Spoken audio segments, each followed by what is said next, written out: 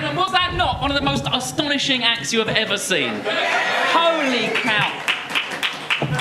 Now, you know, I see an act like that, and that was obviously at one of the heydays of variety. That was 1960 at the Palladium. And all I can think of is, what was it like to be that, to do that? What was it like to be the girl in that act? Shall we ask? Yeah! Please welcome from the Dior Dancers, Merian Ganjou.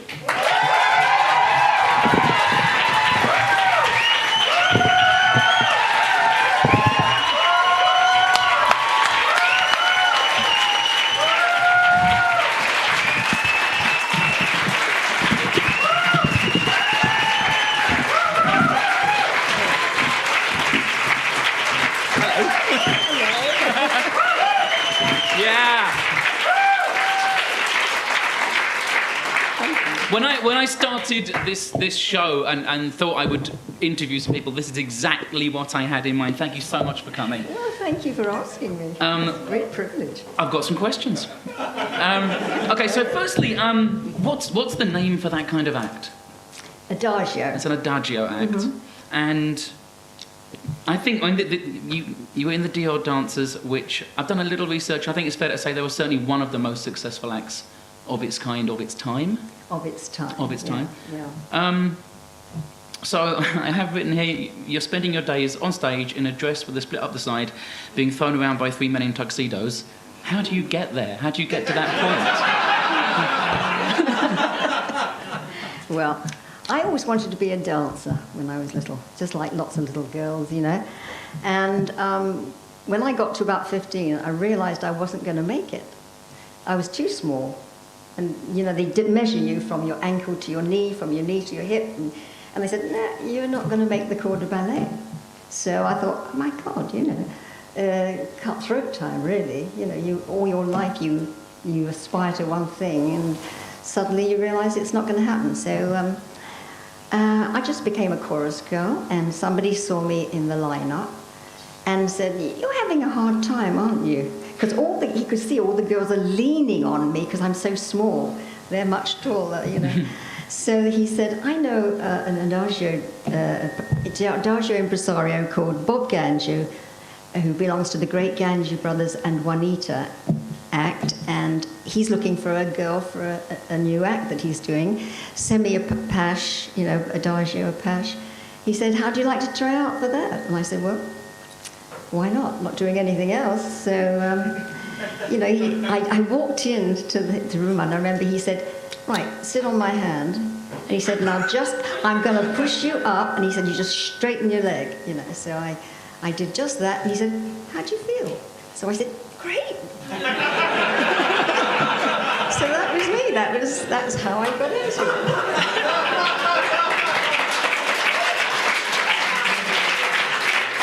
So you had no training in any sort of acrobatics or gymnastics? Yes. You did? Yes. Since I was, you know, a baby, I used to sit on the floor with my legs around my neck, apparently, my mum said. And she thought I was deformed, so she took me to the doctor. He said, no, she's just a contortion, you know, she just loose-limbed, so just take her to dance school. So. And how long between, you know, that first audition and taking it on stage? From the time we started rehearsing? Yeah. It was pretty much a year, I would think. And we had the Ganjou brothers helping us, you know, the boys, showing the boys how to hold the girl, you know, the grip, and Joy showing me how to hold myself, you know, really stiff, and just let the boys throw you, and you just go for it. So, and it never bothered me. I can't remember a time when I felt frightened. That was one of my questions. At no point were you scared? No, I think I was scared watching. You can't. I don't think you would do it if you don't have that in you. To and I've always been a bit of a daredevil, climbing trees with the boys and doing all the things that a girl's not supposed to do. You know. Yeah. So I just loved it right from the word go, and never bothered me. Yeah. What struck me when I first saw that clip was quite how adult the act is. It's really sexualized. Was that common in acts of that type, or did your act stand out as being different? Bob, who was the deviser of the act, actually, because he used to work in this. I don't know if you remember the Ganjou brothers and Juanita. A lot of you. They used to work in powdered wigs. So it was a very classical type of act. They used to work to the music of Blue Danube, and it was extremely classical. The boys worked as one. They were brothers, so they worked as one man, and it was just amazing, that act. But when Bob got sick, they were at the Palladium. The Prince of Wales for a year, and he got ill. He had a heart attack, basically, so he couldn't catch anymore. He was the catcher in the act. And he was lying in his hospital bed, and he got this idea for a new act, for a whole new group, young people, with a very sexy act, half a pash and half adagio. And so that's how that came about, and advertised for the boys, and he had to train them. Obviously, they knew nothing. I mean, one was a body builder, I think. The other one worked backstage at the Chiswick Empire, and one worked in stationers. Wow, did their lives change?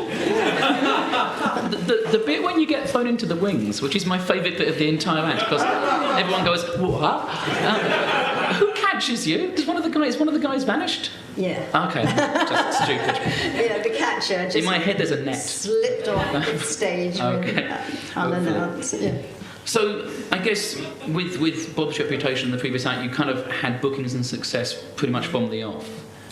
Well, no, we had to do some breaking in, because we were all green. We hadn't done it before. And we had only 6 weeks breaking in date, finishing at the Met Edgware Road with Max Miller, who insisted on going on the act before us, because we had to go at the end of the show because we were almost unscheduled act. We just wanted experience on the stage, and he was telling the audience to go home practically when we walked on stage. He was saying, "Oh well, go home," and you know how he used to that parting shot. Be careful, accidents happen to the nicest people and all that business. And they were walking out as we were coming on stage, but never mind. We got a lot of publicity from that, and in fact we got Ed Sullivan show in New York from that show. So when did you do the Ed Sullivan show? That was the next thing.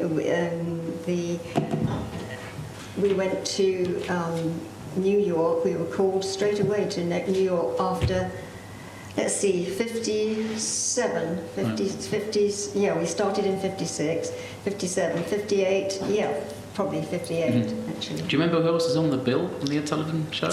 No, I was too scared. I was just a bundle of nerves the whole time. I bet. We'd never done television, let alone nationwide television show in New York City. Yeah. It's just amazing. How did it go? Well, I had the most embarrassing moment in my career on that show. When we first got there, they said, "Well, show us your costume." So we showed him the costume, and he said, "Can you work in that costume?" And I said, "Oh yeah." They said, "Well, let's see the act." So I went through the act, and they said, "Hey, honey, you can't go on national television showing all your tush." And I went, tush? I didn't even know what a tush was. So I thought, my God, I thought the worst. So how can I be showing that? Anyway, during the show, it's really strange. During the show, sorry, am I too close to this? I don't know. Is it sounding all right? So the opening bars of the act, the curtains open, the Dior Dancers, and the curtain goes up, opening bars, the strap goes ping. Oh my God, I said to Ron, my strap's broke. He said, carry on, carry on.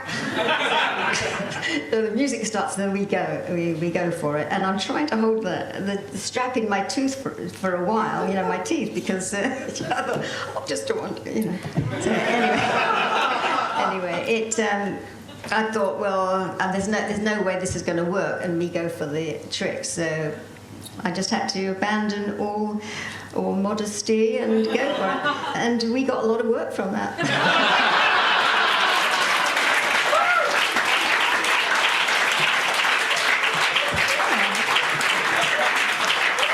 The agents were calling up. They said, we saw the act on TV. Can you keep the strap stunt in? And I said, no.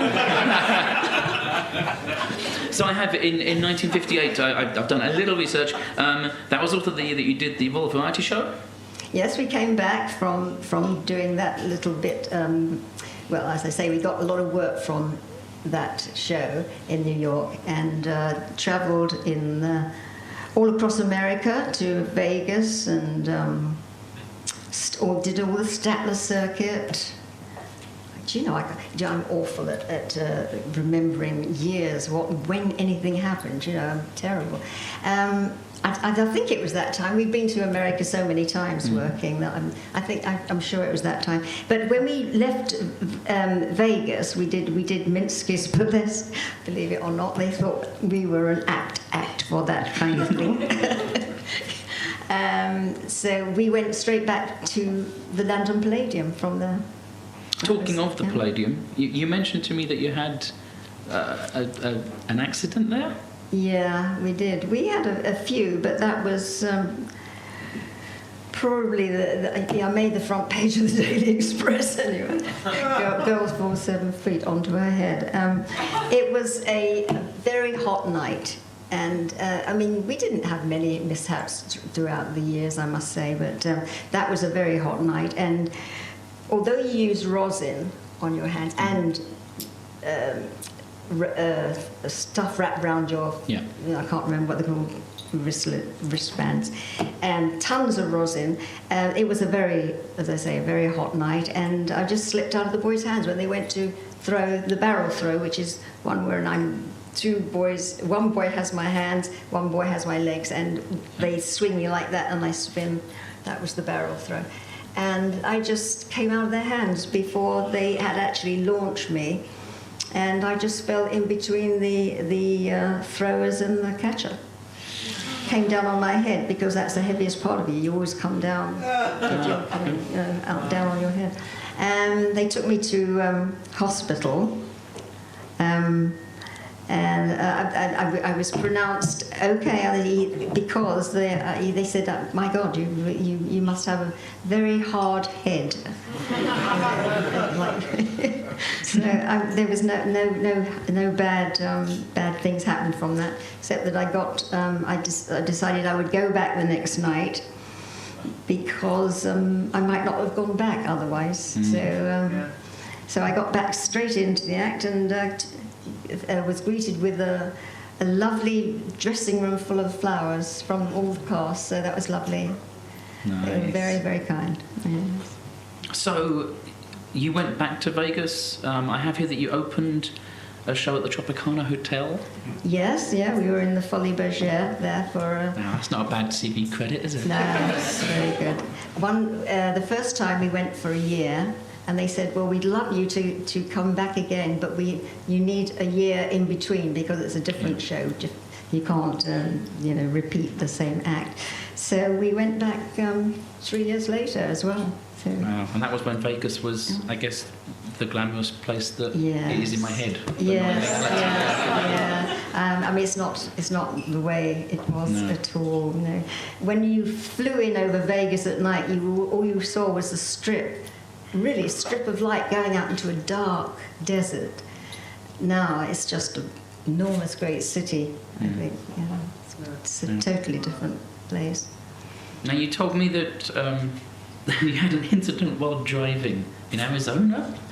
Well, we started driving across America from New York, and the boys couldn't drive, so I was driving. So there's a girl in a car with 3 guys in the back. Yes, all asleep, snoring their heads off with their legs around my neck. And you know, legs up like this, and I could see there's 2 feet each side of my head. And Bob and I shared the driving. That was the manager of the act. And I got rather bored one day when we were driving through Arizona, and it just went on and on. This ribbon of road just went on forever, and nothing each side. And I thought, I wonder how fast this car goes. So I put my foot down, and it was 120 miles an hour, and suddenly this siren came from out of nowhere. Goodness knows where he came from.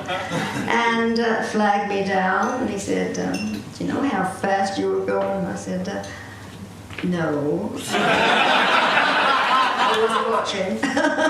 So he said, would you like to follow me to the local church, the local jail? So I thought, where is this jail? It's miles of nothingness, you know. So we finally found a little track and went off, and he had to wake the sheriff up. He came down in his dressing gown with his sheriff's hat on. And started talking about London, what a wonderful place it was, and it's there during the war, and I thought, oh great, I'm going to get away with this. And then he said, that'll be $20, please. But that was a lot of money. Yeah. For me. So the act, as I understand it, finished in 1963. Is that about accurate? No. 69. The internet lied to me. We get lots of false information on the internet. Is this true? I won't hear it. So that's quite a healthy career.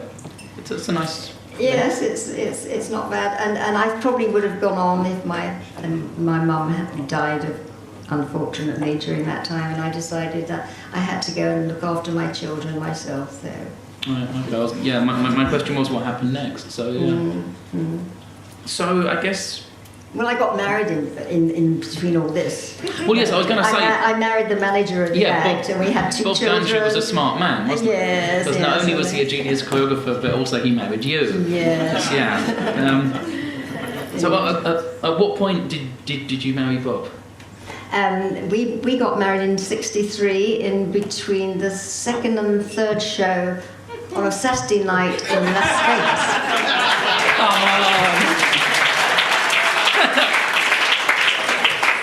Yeah, that is the county courthouse. That's the definition of show business right there. And I guess we should talk about what you do now.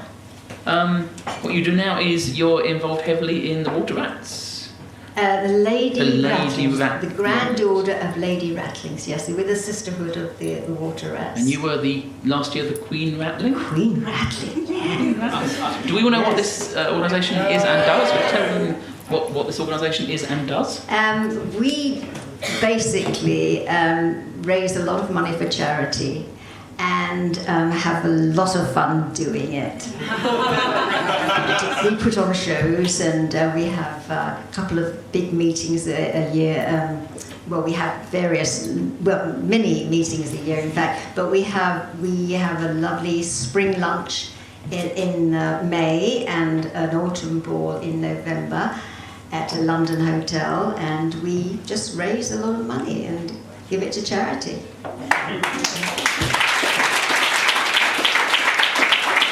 Now, I think just for the last few minutes of this, I'm going to break the tradition and I'm going to open it up to you guys. So if anyone has a question for Merian, put your hand up and tell me, and then I will say it again for the benefit of the microphones, and then we can get an answer. So, you, sir. What were the 2 forms? You said adagio, and what was the other one? Apache. Apache. I'm far too young. And it's generally when the man mistreats the woman. Oh, wow. Drags her on the floor by her hair. I wouldn't allow them to do that to me. So that's what you saw was what all I allowed. wanted to know what kind of training you were doing throughout your career and to maintain your fitness.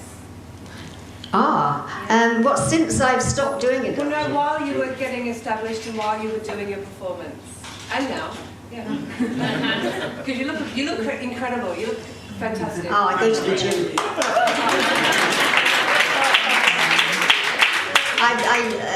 When I stopped doing adagio, I used to do ballet classes 2 or 3 times a week, and anything that was dancey-fied. Fantastic. Can't stand just exercising for the sake of exercising. I like to do it to music and dance. You know. And to get established for the skills that you had for that performance we saw, was that all gymnastics? Yeah. Yeah. Incredible. Incredible. Yeah. The most amazing thing I've ever seen. Thank you. Thank you. Thank you very much. That's very kind. I think I would agree with that. And I think we have one more question. Didn't you meet some rather famous people in Vegas?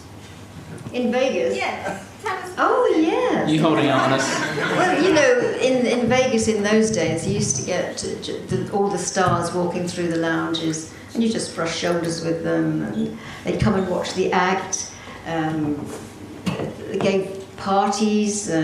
Sammy Davis Jr. used to throw parties for the whole of the Strip. You know, after the third show on Saturday night, you know. The third show is like 2 o'clock in the morning, so then we used to have a party. And we'd all go home when the sun was coming up, and we'd throw ourselves in the pools, you know. It's a crazy life, it's wonderful though. But yeah, lots and lots of stars. You used to see Sarah Vaughan in the lounges. You used to sit, for the price of a drink, you just watch all these wonderful stars performing. It was an amazing place, really. But no clocks anywhere, I always. No clock. Don't want you to know what the time was. Just keep doing what you're doing. Yeah. One last question, anybody? Yeah. Right at the back there. That's pretty electric. The effect on this room of that video is amazing. When you look at things which are shown on television now, and when you look at talent shows, and what do you feel? Does it compare at all? Well, I think some of the things the young people do now are absolutely fantastic. I can't equate what we did with what I see on the television nowadays. Just ordinary kids on the streets do amazing things. I think they have much more opportunity to learn their skills. I think they have all these trampolines in the gardens, for instance. My grandchildren have these fantastic trampolines, and they can do somersaults. I mean, I didn't do anything like that until I started doing the act. In fact, I still can't do any acrobatics on my own. You know, I wasn't able to do tinskis and backflips and things like that. I didn't do any of that stuff. Tinsky.